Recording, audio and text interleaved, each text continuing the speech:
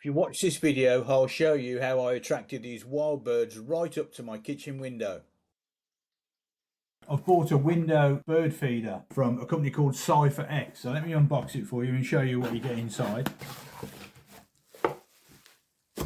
Nicely bubble wrapped, so that's good. Is the actual feeder itself. Also in the box, there's well, I wouldn't say call it an instruction manual, but it's a sheet with the instructions on, which is great. I like things that are simple. And there's also booklet. So let's have a look at the actual item itself. Now it looks a bit frosted.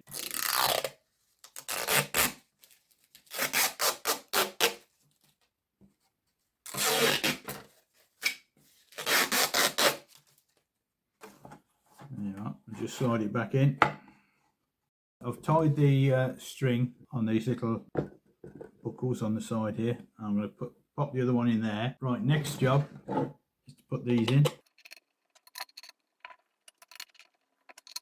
There you'll see, I've positioned it. I'm going to pop some food in it now.